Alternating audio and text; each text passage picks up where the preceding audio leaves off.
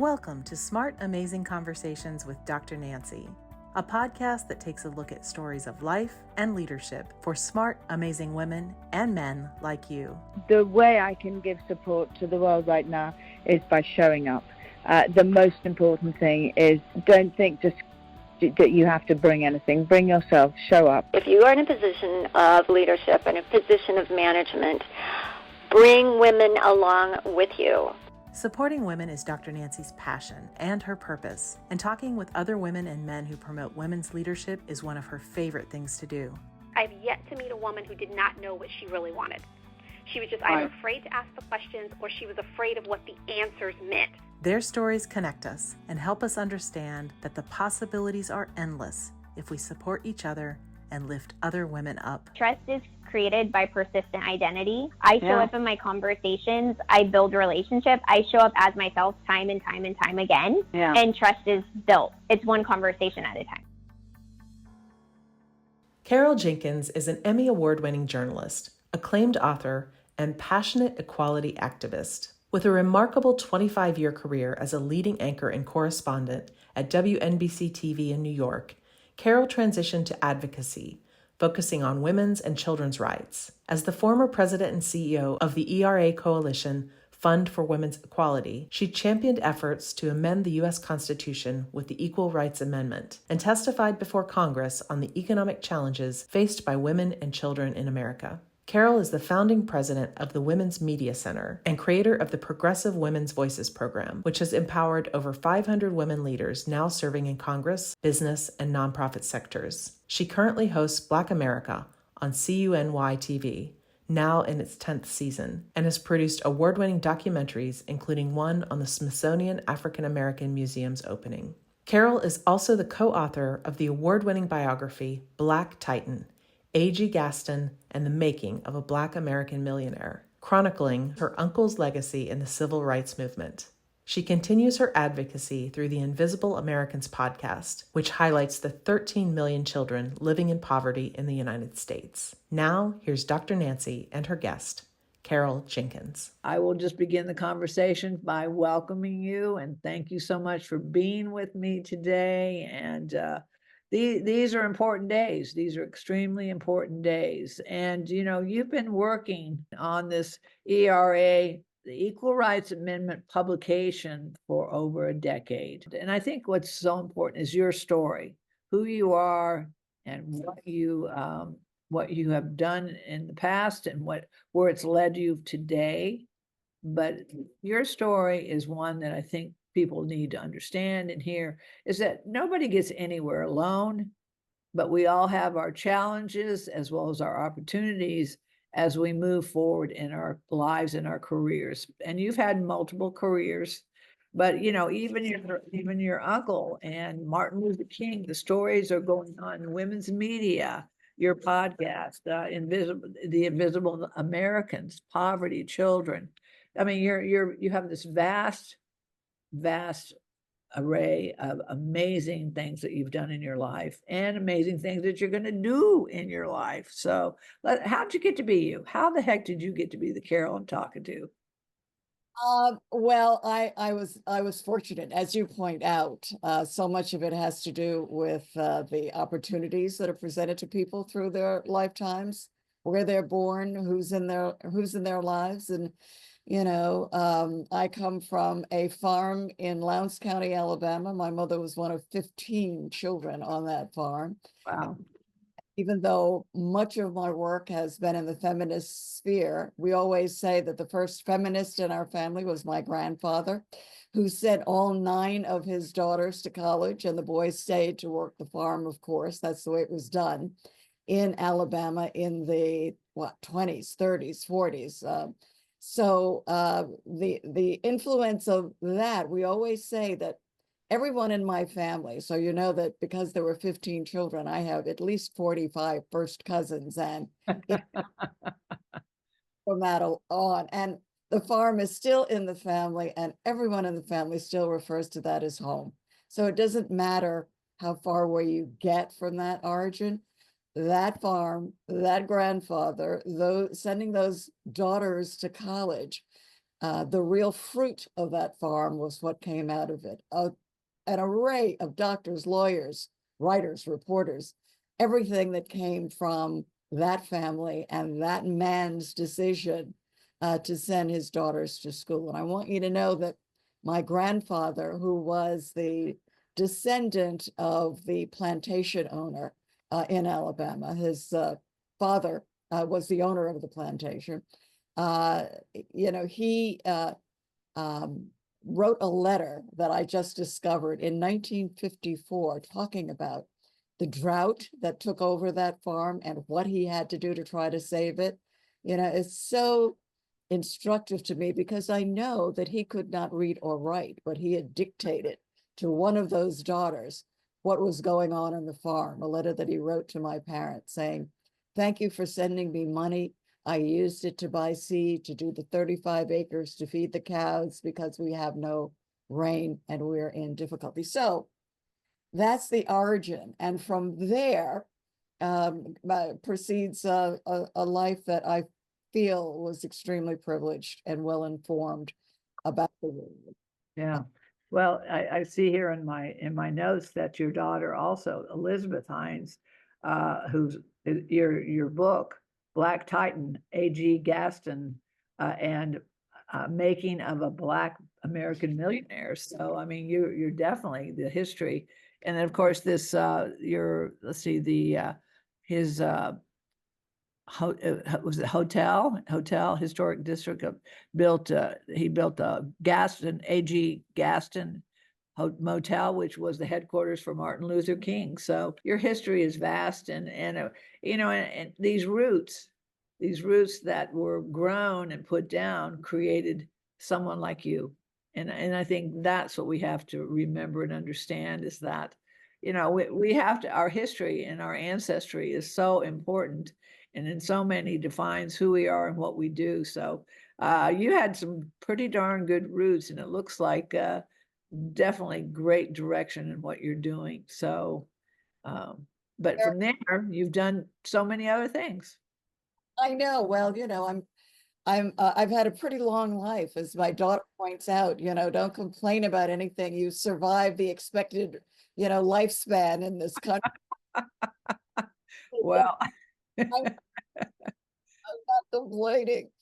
I just did want to point out, though, since Martin Luther King's birthday is coming up, that farm where I was born was actually the third stopover in the march from Selma to Montgomery. That was historic. So they all slept on that farm. And that uncle was the man who bailed Martin Luther King out of jail when he was writing his iconic letter from a Birmingham jail. The president ordered my uncle to bail him out, even though, as we laugh in the family, he did not want to come out. He felt, Martin Luther King Jr. felt it would be better for the movement if he stayed in jail, but the president was concerned that harm would come to him, so he had to be removed safely. So, right, those are the other roots. So activism, involvement. In those days, it was the civil rights movement. After my news career, my interest was in equalizing the woman's sphere, as you do so much work. Yeah, absolutely. Well, I see that you're going to be doing some more as far as continuing more history, because our history is everything. I'm on the National Women's History Museum board, and we need to know where we come from. We need to know what shoulders we're standing on as we speak today, because women of all colors and backgrounds come from a place of abundance. And so many women, even especially since this last election, don't understand really that how powerful we are, where we come from such a wonderful base of knowledge and expertise, and we have to keep reminding of them of that. But of course, the most important thing that you and I are doing today, and we've been focusing on, is the Equal Rights Amendment publication in the Constitution, the U.S. Constitution. And, you've been working on this for 10 years, and with your background in media, the women's media program, and, of course, being a news correspondent, that that this is so very, very important. And it's for everyone. It's not for women. And there's so many people that don't understand.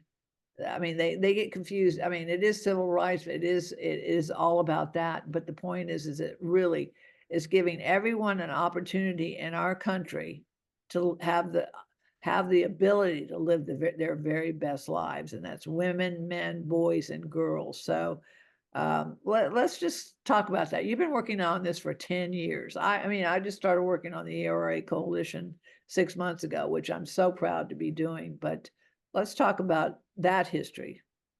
Well, and 10 years ago, everyone, almost everyone in this country or the world felt that the ERA was already dead by then. You know, we had this ERA that Alice Paul had introduced in Congress in 1923. And because there had been no action on the states, everybody thought done, done deal. And so the ERA coalition was actually formed as starting over again. That was our work, let's start anew. That's how naive we were to say, let's just write a new amendment to the Constitution and start all over again, get the approval in Congress and get the affirmation from all of those states. And fortunately for us, a Black woman senator in Nevada suddenly got the state for us that we needed to encourage us to focus again on that old Equal Rights Amendment, because you and I know that if we were writing an amendment to the Constitution now, it would be totally different. And the ERA Coalition, in fact, worked on that would include all of the other people and things that were left out of the Constitution, written by a bunch of, we would hope, well-meaning men, but mostly slave-owning and not understanding women's rights in the slightest. So, but they authority to amend the Constitution. So the 10 years of the ERA coalition has gone through many iterations. And as we say, our philosophy has always been always forward. And we have 300 members, as you know, partners who have varying thoughts on what the proper way is of getting this done. This administration does not want to support this amendment. It does not. Everything they're doing doesn't even support women, which so many women voted for this administration, but don't realize the amount of the lack of support that they're going to receive, their daughters are going to receive, and how it's going to affect men and women as well. So what do you think is going to happen? What are we going to do? What are we going to do after the inauguration? And we realize that it's not dead, and I think that's the thing. You said it hadn't passed. Well, some people think it's dead, or they think it's already been passed. So as you know, we've met all of the requirements for amending the. That is what is so irksome about the whole thing. And we were all Junior, when we got the final state that we needed, we were there celebrating that when all of our phones went off, and it was the Trump Department of Justice saying the ERA is dead and void. Well, we keep working on it. What hasn't changed, Nancy, as you know, is the condition of women in this country, so that the work needs to still be done. Many people understand this amendment or as a solution for our problems. A lot of my work now is with child poverty in the United States. 13 million children, who are living in deprivation. Most of that is women, the women who have children. When we're talking about the impoverishment of the women in this country, the still imbalance in access to success and to the privileges that this country affords. So that does not go away. And I think most people understand that the movement that we've built with 80 to what I think probably 100 million Americans, voters who live in this country, understand that this is a way of getting rights for women, the reproductive rights movement, the LGBTQ movement, because the law itself, the amendment itself, only speaks to discrimination based on sex, and so that whatever your sex is. So the ERA Coalition still has a huge mission to perform. A lot of that work moves back to Congress and moves to the states because local administrations, just as they are taking over in things like child poverty, the states are, they will have to do that for women's rights as well. And having equal rights amendments in states and in localities, will be the work of the coalition going forward. Yeah. Well, I think we've talked about that a lot of this will end up take place at the state level. And and I think that's part of it. I just was in a meeting prior to this conversation that we were talking about changing the culture. And this is really what we're talking about. I mean, and it's going to be tough. It's going to be really, really tough because I really think in some respects, people are kind of like, I give up, or this is just the way it is. And, I can't change things. And I think that's what we have to continue to talk about is creating a better community, a better world, a place that people do have the opportunities to live their very best lives. And it really is so basic. And as you said, 13 million children are living in poverty. But again, single women parents with children that are facing poverty each and every day. Do we talk about that? No. We go to, what do people do? They get online and they go, okay, the children in other countries. And we don't hear what is wrong. I mean, maybe I'm going to get a little upset right now, but what is wrong with the United States talking about our problems and what, in the election, I listened to this and that, but did anybody talk about children in poverty? No. They talked about lots of things, but the basic problems, as long as poverty exists in any country, I don't care if it's a third world country, or again, if it's the United States of America, nobody gets anywhere until you take care of basic needs, food, shelter, safety. Everything else goes out the window. I don't care who gets voted on at that point. I just need to feed my children. I need to have them in a safe place. So, the Equal Rights Amendment is one way to get it done. But the other thing is to really, you've been a news correspondent. You've been out there talking about this stuff forever. Why are we not talking about the real issues? Why do we not talk about what we can do so easily in our own country to eliminate poverty? Well, I think it's beginning to happen. And what we're finding out is that, we so much rely on the small group of people who are sitting in those offices of the Senate. And that's why we don't have the ERA. We passed it in the House. The Senate refused to do it in terms of removing the purported time limit or timeline in it.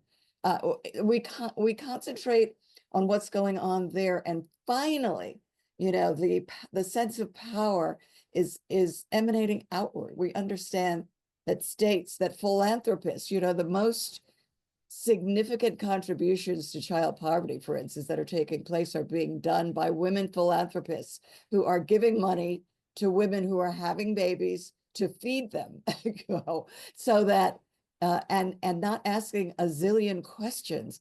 Every person, a survivor that we've interviewed on our child poverty podcast who's been through it, talks about their mothers having breakdowns, either physical or mental, in the office somewhere trying to fill out the paperwork, to get enough food to eat, or to find a proper housing. And now individuals and states and cities, the New York City Council, for instance, has just given $1.5 million to a project run by a woman philanthropist who is giving money, to mothers and their babies for 3 years, for the first 3 years of a child's life, the formative years. So I believe that it's happening, but we have to take our focus away from the mostly men sitting in those chambers in Washington, D.C., and look at the rest of the powerscapes in this country. Yeah. Just on the Win with Black Women call last night, 4,500 Black women. And that was the group that amassed almost 100,000 people on a Zoom when Kamala Harris entered the race for president. There were 4,500 people raising money, for the fire victims in California, battling Black women elected officials who are who are up against tremendous harassment, from all kinds of people. But that power is the kind of power that we have begun to do around the ERA coalition. 300 partners is not nothing. We're talking about coal miners, the major unions of this country who are partners. The real issues. Of doing this.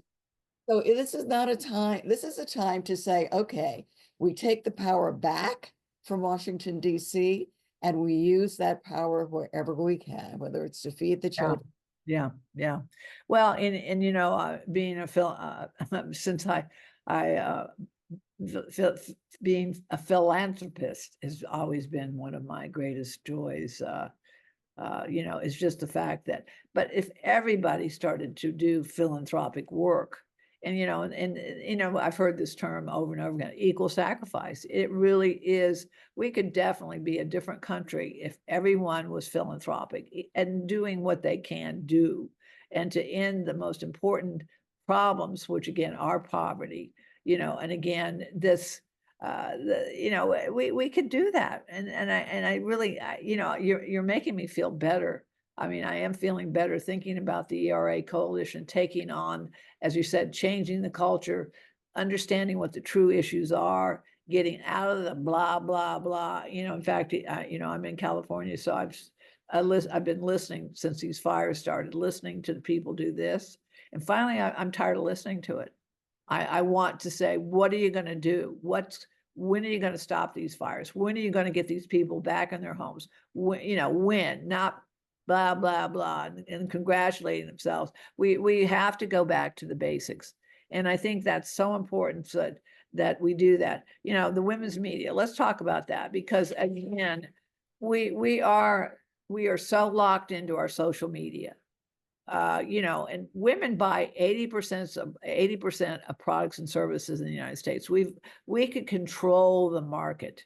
We could control what's going on there, but we don't do it.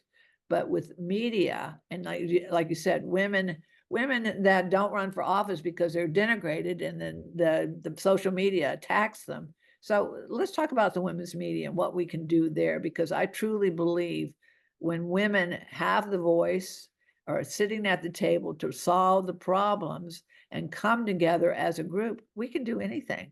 We can do anything.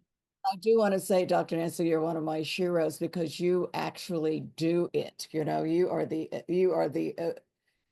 absolute best example of a woman who has means and has spent it, in ways that better other women. I mean, you're, just incredible. But to say that now, the only thing that you need to do is to buy the Washington Post. You and is that what I need to do? Okay. How much? No, I mean, it's truly, because we have to find ways, and I guess what we're hearing in this administration, a lot of things are going to go away, like TikTok. And this is what has happened in other countries. They have eliminated social media. They've eliminated outlets for people to have a voice, to have to be a part of the creating the awareness. And this is what they do. You just get rid of it. And so you tell people only what you want them to hear. And so women's media, and having women in the media, I was just talking to Gloria Felt, Take the Lead. This media and entertainment cohort has been one of the most important cohorts that they've educated these women about women's leadership, is because they understand that the message being clear and directed to the populations that need to hear the message are key to change, key to making the world a better place. You and I may remember how shocked we were when Elon Musk bought Twitter. What does he want that for? Why is he spending all of that money? Well, now we see the tech billionaires, and not only are running the media, the social media in this country, they are electing people in this country and around the world. So I think that it's the messages, the misinformation, and the ability to send out 200 or 300 or 400 tweets, or whatever they're called now, in the course of a day, that's the power that shaped this last election, and that will continue to shape our country unless women and people of good faith, I would say, and good information, and who are interested in the facts, don't participate in the highest levels. So I say, Kara Swisher has said she wants to buy the Washington Post, from Jeff Bezos. I say, let's get her the money to do it so that we could have one major, we don't have in this particular configuration, women tech billionaires who are amassing the listeners, the readers, the eyeballs that are required to make this movement work. And so I think that that really is the next, the next frontier. Why did he want Twitter? Yeah. Because he could have billions of eyeballs. That's why, Yeah. to do the same thing. And we have great, much smaller, like there's the 19th News, which, concentrates on women's issues. There's Ms. Magazine. I mean, we have them, but they need to grow, huge. And we just need to collectively give women enough money to create our own media sources so that, we could actually make change. Yeah. Well, like I said, I'm all in. And so just let me know how Women Connect for Good can work on that as well. Well, that's where the ERA coalition comes in, is creating more of those partners and understanding that our messages need to be succinct. They need to be the same messages over and over and over again, so that, that's what people want to do. You've got to say it once, you've got to say it twice, you've got to say it 3 or 4 times, and maybe, just maybe, they might remember 1 or 2 or 3 things. Even 3 things are probably too much, but 1 or 2 things, and this is something that we say all the time at Women Connect for Good. Be careful what you see, be careful what you read, and be careful what you hear, because people have to understand. In fact, I was watching the news this morning about the fires, and they said there are people that are using AI generated pictures to show things that are not going on during these fires. They showed the Hollywood sign being on fire. And so people were going, oh my God, the Hollywood sign is on fire, that most iconic thing in Hollywood. It's not on fire. But the point is that we have to be so careful and so succinct and so precise on the messages. And maybe that's where the ERA coalition becomes even more profound, where we continue to contour that message and to create that message that people begin to understand.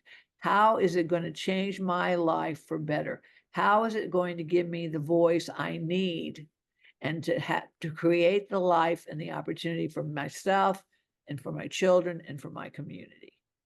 Well, we're so fortunate to have you in the leadership of the ERA coalition, because that's exactly the work of the next, I was going to say 4 years, but the next 8 years, the future.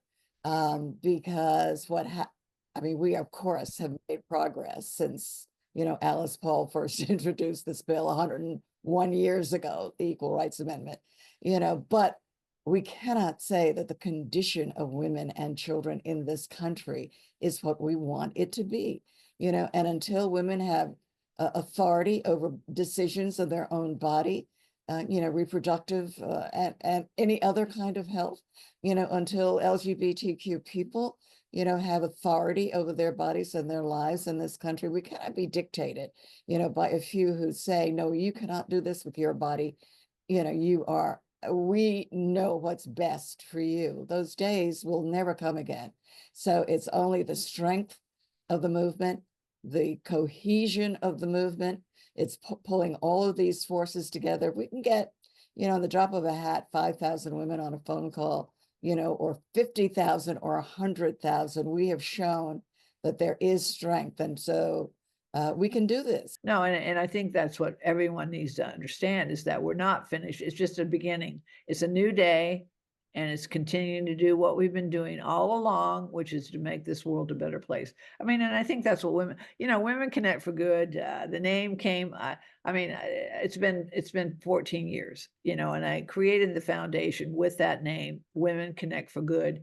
And it was based on my earlier days of women who did not support each other, women who did not listen. They were the white women who were just really about, they were comparing themselves to other women. And so Women Connect for Good was such a basic name, which was that women connecting with the right women, the women who care, the women who want to do something about the poverty in our country, the women who want to make this a better world. And they're out there. And, what we're working on even more today than ever is the young people.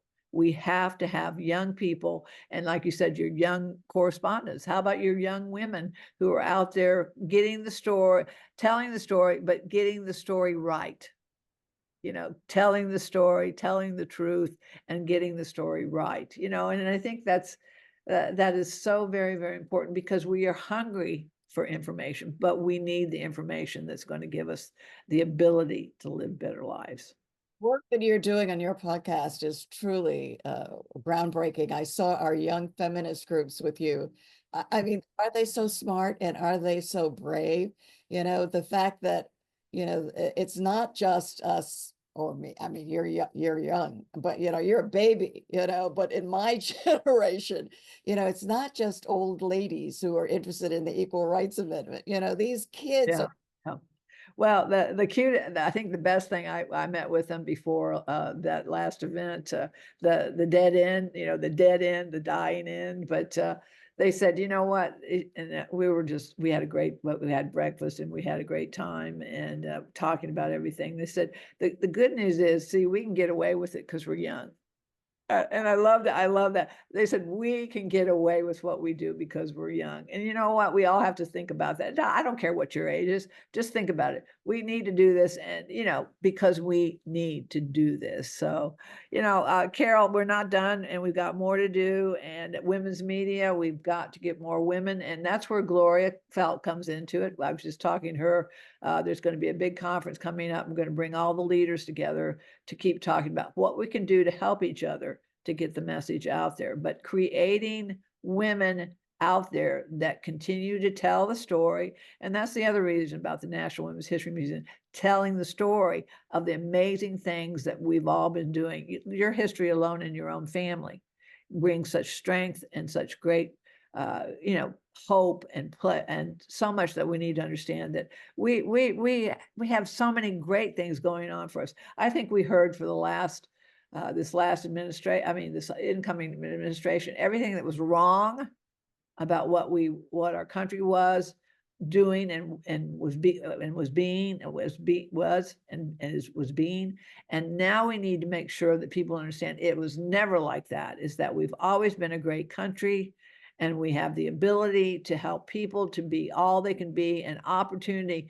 Immigrants, every one of us is an immigrant. I'm an immigrant. We're all immigrants. We've all come from another place. So we have to begin to understand, to treasure and value our country. I want to be proud to be an American again, Carol. I don't want to go I'm going to go out of the country here next month, and I want to be able to say I'm an American and not feel like I'm going to be denigrated or, looked at or punished for just being an American. I mean, that is what we're dealing with right now, is to change the way the world looks at us, that we've always been a place where people could come that was safe, secure, and that there were opportunities to build the very best lives possible. Why not? We've done it before. We can do it again.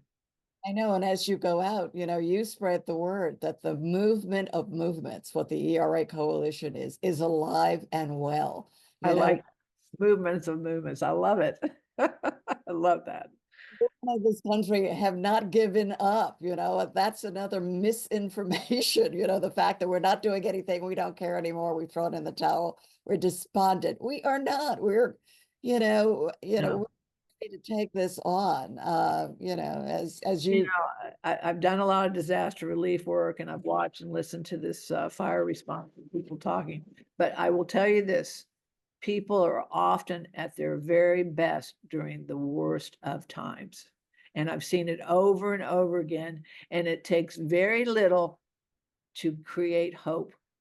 I helped dig out a foundation during one of the California fires, and they found some things that just small things that they were so excited about what they were finding that they could take back take home with them, take away with themselves. So we really are. We're a very resilient country. We're a fantastic country, and we just need to keep letting people know that we're out there. There's groups like ours that we're fighting for you, we're fighting for us all, and we're not done.